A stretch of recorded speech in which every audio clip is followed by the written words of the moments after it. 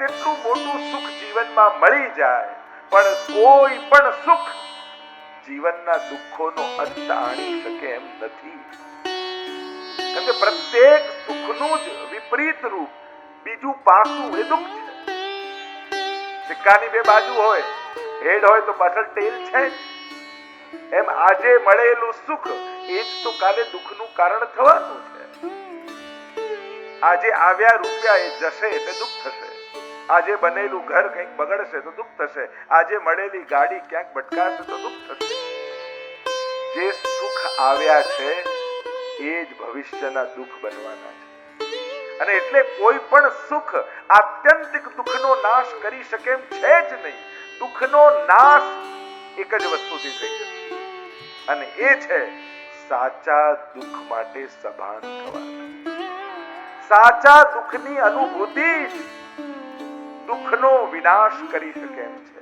અને સાચું સુખ દુઃખ કયું છે?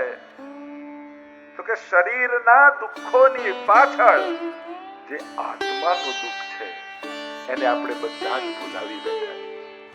અને સાચું દુઃખ કયું છે? તો કે ભગવાન કૃષ્ણથી વિકુટા પડે હજારો જન્મોનો અંતરાય થયો.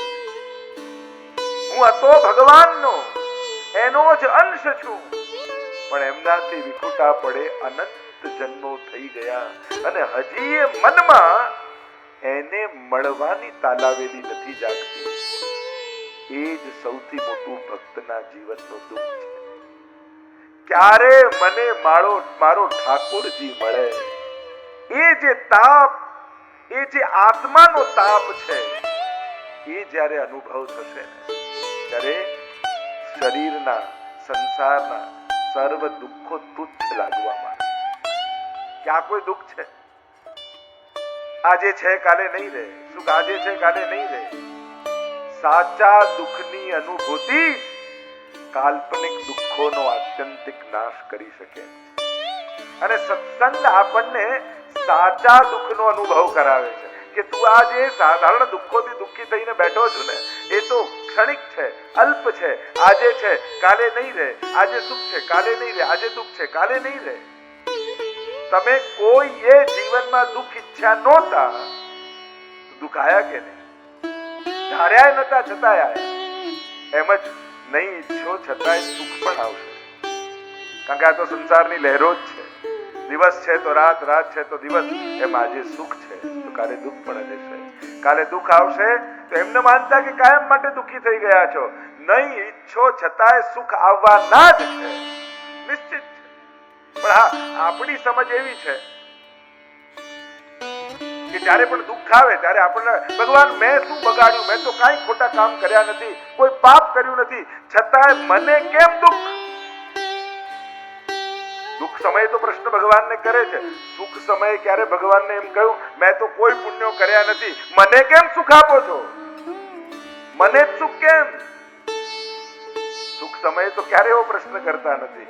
સુખને તો આપણે આપણો અધિકાર માનીએ છીએ. સુખ તો આવું જ જોઈએ ને, મારો અધિકાર છે. જેમ દુઃખ સમયે યાદ કરો છો કે મેં કોઈ પાપ કર્યા નથી, એવું સુખ સમયે પણ યાદ કરજો કે એવા કોઈ પુણ્ય મેં કર્યા નથી કે આવા સુખો ભોગવું. આ તો કેવલ ને કેવલ ઠાકોરજીની કૃપા છે કે મારા જીવનમાં સુખ આવ્યું. સુખ એ પ્રભુએ આપેલો પ્રસાદ છે, મારા પુરુષાર્થનું ફળ નથી. કારણ કે જ્યારે જ્યારે પુરુષાર્થના ફળ રૂપે સુખને સ્વીકારશો ને, તો ભોગવેલું સુખ પણ તમને બાંધી દેશે. સુખ પણ બંધન છે એમ શાસ્ત્ર કહે છે, પણ જ્યારે પ્રભુએ આપેલો પ્રસાદ છે એમ સ્વીકારશો ને, તો સુખ ભોગવ્યાનું બંધન નહીં થાય. પછી તો એમ થાય ઠાકોરજીની કેવી કૃપા છે, અને પ્રભુ જે આપે એ પ્રસાદ માનીને સ્વીકારી લેવું છે. એ સુખ હોય કે દુઃખ હોય, પ્રભુ નિજેચ્છાતઃ કરિષ્યતિ, એને સ્વીકારવું. સાચા દુઃખની અનુભૂતિ જે મહાપ્રભુજી માંગે છે ને નિરોધ લક્ષણમાં, યચ્ચત દુઃખમ યશોદાયા નંદાદિનાંચ ગોકુલે ગોપિકાનામ તુ યદ દુઃખમ તદ દુઃખમ સ્યાન મમ ક્વચિત. દુઃખ માંગ્યું કેવું? સંસારનું નહીં, સાધારણનું નહીં. કુંતાજીએ તો કહ્યું ડગલે ને પગલે સંકટો ભરો, પણ એ સંકટોમાં પણ સંસારમાં મન તો જાય ને. મહાપ્રભુજી કહે સંસારના દુઃખો નથી જોઈતા, અમારે તો આત્માનું દુઃખ જોઈએ છે. કેવું દુઃખ? એવું દુઃખ જોઈએ છે કે જે દુઃખનું પરમ ફળ એ પરમાનંદ હોય. એવું દુઃખ જોઈએ. અને એવું દુઃખ કયું છે? કોને મળ્યું? કોણે ભોગવ્યું? તો કે યજ્જત દુઃખમ યશોદાયા નંદાદિનાંચ ગોકુલે. ઠાકોરજી જ્યારે વ્રજ છોડીને મથુરા પધારે છે અને એ સમયે વ્રજને અનાથ મૂકીને જ્યારે ઠાકોરજી પધારે છે અને યશોદાજીને જે દુઃખનો અનુભવ થયો એ દુઃખ મને થાય. વિચાર તો કરો, અમુક દુઃખો પણ સૌભાગ્યથી મળતા હોય, અમુક દુઃખો પણ નસીબવાળાના મનમાં ભાગ્યમાં હોય. જેમ કોઈ એમ કે જો ને આ 4 ગાડી પડી છે ને એકે ડ્રાઈવર આવ્યો નથી, મારે જવું છે કથામાં એકે નથી. આટલા બધા એસી બધા રૂમમાં છે ને એકે કામ નથી કરતા. આ બધા લગ્ન હતા ને ઘરેણા ઘરે લાવ્યા ને બેંકમાં મૂકવાનો ટાઈમ જ નથી, એટલું ટેન્શન એટલું ટેન્શન. હવે આવું દુઃખ કોને હોય? જેને આ બધું ઘરમાં હોય. જેને કાંઈ ના હોય ને આવું દુઃખ થાય. જેને 4 ગાડી હોય એને આ દુઃખ હોય. જેને આટલા બંગલામાં બધા રૂમમાં એસી હોય એને આવું દુઃખ હોય. જેને ઘરેણા હોય એને મૂકવાની ચિંતા હોય. એમ જ પ્રભુ જાગશે તો શું આરોગાવીશ, કાલે ઉત્સવ છે શું ભોગ ધરીશ, કાલની તૈયારી કેમ કરીશ, આવી ચિંતા કોને હોય? જેના ઘરે ઠાકોરજી હોય. તો અમુક દુઃખો તો નસીબ વાળાના ભાગ્યમાં હોય. દુર્ભાગીને આવા દુઃખો નથી મળતા. એ તો સંસારના દુઃખોમાં જ પચી ખર્ચી અને સમાપ્ત થઈ જાય. દુઃખી જ થવું હોય, દુઃખ લખ્યું હોય તો પસંદ કરવાનો વારો આવે ને તો ભગવત સંબંધી દુઃખ માંગજો. યશોદાજી જેવું દુઃખ માંગજો કે આવું પ્રભુને યાદ કરી કરીને મારા નેત્રો ભરાય. તો પ્રભુનું સ્મરણ કરીને આંખમાં આંસુ આવે ને તો જન્મભરના જીવનભરના અનંત જન્મોના કલ્મશો ધોવાઈ જાય. જ્યારે પ્રભુને યાદ કરીને આંખો છલકાય ને ત્યારે માનજો આજે ઠાકોરજી મને યાદ કર્યો. કારણ કે હું તો સદા એને યાદ કરું છું, પણ જ્યારે આપણી યાદ એને આવે ને ત્યારે એનું પ્રમાણ શું, એનો સંકેત શું કે જ્યારે એને યાદ કરીને આપણી આંખોમાંથી યમુનાજી વહેવા લાગે ત્યારે માનજો આજે ઠાકોરજી મને યાદ કરી રહ્યા. આનું પ્રમાણ છે. દુઃખ કેવું? ગોપીઓને જેમ યશોદાજીને થયું, નંદાદિનાંચ ગોકુલે નંદ બાબા આદિ સખાઓને થયું. અને ગોપિકા નામ તો યદ દુઃખમ. રાસ સમયે પ્રભુ જ્યારે અંતર ધ્યાન થઈ ગયા અને એ સમયે જાણે શરીરમાંથી કોઈ આત્મા ખેંચી લીધો હોય અને જે પ્રતાડના જે તાપ થાય એવો તાપ એ સમયે ગોપીઓને વનમાં થયો. રાસ સમયે ક્યાં ગયા અમારા નાથ, ક્યાં ગયા અમારા પ્રભુ? અને એ જે દુર્દશા ગોપીઓની થઈ છે એ દુઃખ ભાગ્યશાળીને મળે. અરે હરિરાયજી તો શિક્ષાપત્રમાં કહે છે કે સંયોગ સેવાના સમયે તો આનંદ કરો, એ તો તમારા ભક્તિ છે, પણ જ્યારે પોઢાડી દો ને એમના તાપ હૃદયમાં પ્રગટે અને એ સમયે જે હૃદયમાં વિરહ થાય ને સાચા અર્થમાં તો એ પ્રેમનું પ્રમાણ. એની હાજરી ન હોય છતાંય એ યાદ આયા કરે. ત્યારે માનવું કે હવે મન તમારું એમાં. અહીંયા ગોપીઓ ભેગી મળી છે રાત્રિના સમયે યમુનાજીના તટ પર ભેગી થઈ. ભિન્ન ભિન્ન ભાવવાળી ગોપીઓ પોતાના ભાવને અનુસાર પોતાના ભાવની અભિવ્યક્તિ ગોપી ગીતના માધ્યમથી કરી રહી છે. ગઈકાલે જે આપણે દર્શન કર્યું, પ્રભુ આપના અધરામૃતનું અમને પાન કરાવો. મધુરિયા ગિરા વલ્કુવાક્યા ઉધમનોગ્નયા. પ્રભુ આપની વાણી કેવી મધુર મધુર છે. આજે અમારા કાનમાં આપના શબ્દોના ભડકારા વાગી રહ્યા છે. જ્યારે અમારું નામ લઈ લઈને આપ પુકારતા, હે ચંદ્રાવલી, હે વિશાખા, હે લલિતા, અને આજે જ્યારે આપ નથી ત્યારે આપના શબ્દો અમારા કાનમાં ગુંજે છે. એવી આપણે વચનમ મધુરમ બોલત મધુર મધુર બાની. આપણા તો પદ સાહિત્યમાં જુઓ તો જે વાણીનો નાથ છે એને યશોદાજી બોલતા શીખવાડે છે. અને તોતલી તોતલી ભાષામાં ઠાકોરજી બોલે એવા પદોથી લઈ અને છેક નંદ બાબાને કર્મણા જાય તે જંતુ કર્મણીય વિલિયતે, અને ત્યાંથી બુદ્ધમનોજ્ઞયા છેક જાઓ ગીતાજી સુધી બુદ્ધિમાનોનું રંજન કરનારી એવી આપની વાણી. ભક્તોને આનંદ આપે અને બુદ્ધિમાનોનું રંજન કરે. સર્વ ઉપનિષદો ગાવો દુગ્ધા ગોપાલ નંદન પાર્થો વત્સ સુધીર ભોક્તા દુગ્ધમ ગીતામૃતમ મહત.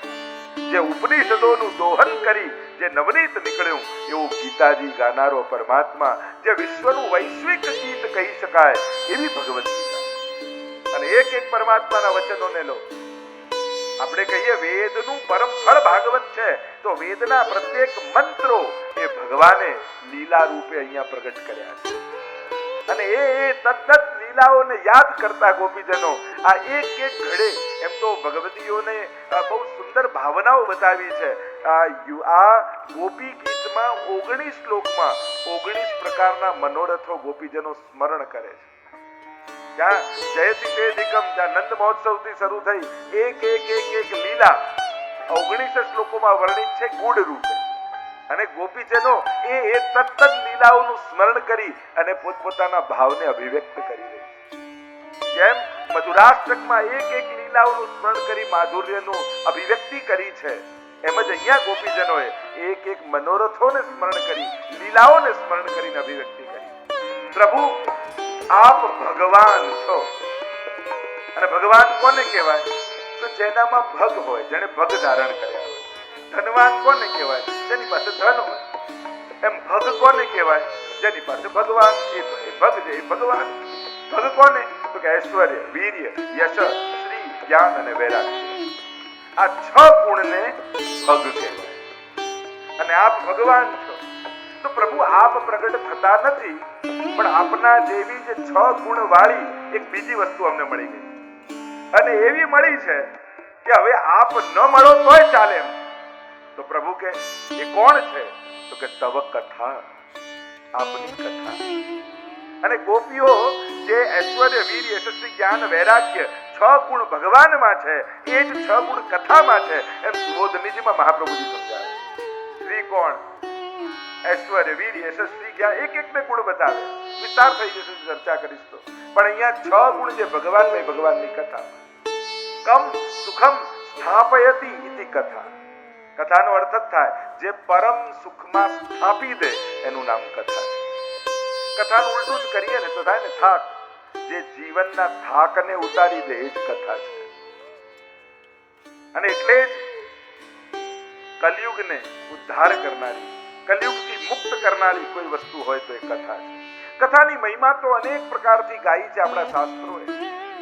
ગુણગાને સુખાવાપ્તિ ગોવિંદસ્ય પ્રજાયતે યથા તથા શુકાદીનામ નૈવાત્મનિ કુતોન્યતઃ. તો એમ નિરોધ લક્ષણમાં મહાપ્રભુજી સમજાવે છે કે ગુણગાનમાં જે આનંદ છે એ નિર્ગુણ બ્રહ્મના ઉપાસક એવા સુખદેવજીને પણ ધ્યાનમાં અનુભવ નથી. એવી કથા સુખદેવજીની આવે છે ને, નિર્ગુણ બ્રહ્મના ઉપાસક હતા. પણ આ ભાગવત કથાનો પ્રભાવ જુઓ.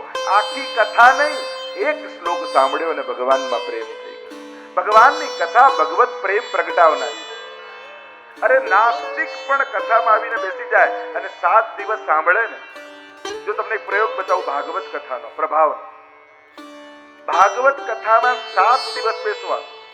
2 પ્રશ્નો મનમાં રાખવાના. એક પ્રશ્ન એ કે જે તમારા મનમાં કોઈ વસ્તુનો સૌથી મોટી જિજ્ઞાસા હોય, પ્રશ્ન ગેરંટી આપું છું એ પ્રશ્નનું સમાધાન 7 દિવસમાં આપમેળે તમને મળી જશે. અને બીજું, તમારા જીવનમાં કોઈ મનોકામના હોય, કોઈ પણ મનોકામના, એ લઈને 7 દિવસ ભાગવત કથામાં બેસજો. નિશ્ચિત કહું છું 7 દિવસ કથા સાંભળી હશે ને ભાગવતજીના તરેટી નીચે જો તમે આ એક તો નિગમ કલ્પતરોર કલ્પવૃક્ષ છે ને ભાગવત, એની નીચે જો તમે બેઠા 7 દિવસ, ખાતરી આપું છું તમારો એ સંકલ્પ પૂર્ણ થઈ જશે. કારણ કે આ ભાગવત કોઈ સાધારણ નથી. સાક્ષાત ઠાકોરજીનું જ વાંગમય રૂપ છે. એ જ ભગવાનને જ્યારે પંખી બનીને ઉડવાની ઈચ્છા થઈ તો ગરુડ બની ગયા. એ જ પરમાત્માને પર્વત બનવાની ઈચ્છા થઈ તો ગિરિરાજજી બની ગયા. એ જ પરમાત્માને કલકલ વહેવાની ઈચ્છા થઈ તો યમુનાજી બની ગયા. એ જ પરમાત્માને મનુષ્ય દેહ ધારણ કરવાની ઈચ્છા થઈ તો મહાપ્રભુજી બની ગયા. અને એ જ શ્રીનાથજીને ગ્રંથ બનવાની ઈચ્છા થઈ તો ભાગવત બનીને બિરાજી ગયા. એ જ શ્રીનાથજી બાબા સાક્ષાત વાંગમય રૂપ એ જ શ્રીમદ ભાગવત. એ ગ્રંથ રૂપે છે પણ એ ગ્રંથ નથી, સાક્ષાત શ્રીનાથજીનું જ વાંગમય રૂપ છે. કારણ કે જેવા જેવા અવતારો જેવા જેવા અસુર એવા એવા અવતાર થાય. હિરણ્યકશિપુને મારવો છે તો નરસિંહ બનીને આવ્યા, હિરણાક્ષને મારવો છે તો વરાહ બનીને આવ્યા. તો આ ભાગવત વાંગમય રૂપ કેમ લીધું, કથાનું રૂપ કેમ લીધું? કે અહીંયા અસુર પણ શબ્દ રૂપ. અને અસુર કોણ છે? પરીક્ષિત મહારાજને લાગેલો શ્રાપ. 7 દિવસમાં મૃત્યુ થશે, શબ્દ રૂપ છે ને શ્રાપ.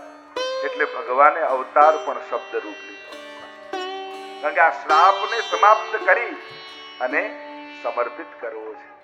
ભગવાન ભાગવતની મહત્તા, ભગવાનની કથાની મહત્તા એ છે કે આખી દુનિયા મરીને જાય છે, પણ જેણે ભાગવત સાંભળ્યું હોય એ મરીને નથી જતો, એ જીવીને જાય છે, જીવનનો ઓડકાર લઈને જાય છે. અને એટલે જ મૃત્યુથી અમરત્વ સુધીની કથા એ શ્રીમદ ભાગવતની કથા છે. અને એટલે ગોપીજનો કહેવા લાગ્યા કે આપના જેવું જ બીજું રૂપ, એવી આપની કથા અમને મળી. સુખદેવજી નિર્ગુણ બ્રહ્મના ઉપાસક હતા અને વ્યાસજીને એમ થાય કે મારો પુત્ર જ ઉત્તમાધિકારી. ભાગવત બીજા કોને શીખવાડો, કોને ભણાવું, જેથી એની પરંપરા ચાલે. અને એ તો ધ્યાનમાં જઈને વનમાં બેસી ગયા. વ્યાસજી ઉપાય કરે, ભાગવતના 2 શ્લોક શિષ્યોને શીખવાડ્યા અને કહ્યું કે જાઓ તમે વનમાં જ્યારે પૂજા માટે ફૂલ ચૂંટવા જાઓ ને, ત્યારે આ શ્લોકોને ગાતા ગાતા ફૂલ ચૂંટજો. કહ્યું કે જો આ ભાગવતનો કથાનો એક શ્લોક પણ જો સુખદેવજીના કર્ણમાં પડી ગયો તો એમને ભગવાનમાં પ્રીતિ થઈ ગઈ. અને હવે તો વ્યાસજીના શિષ્યો છાબ લઈને ફૂલો ચૂંટતા જાય અને શીખવાડેલા શ્લોકને ગાતા જાય.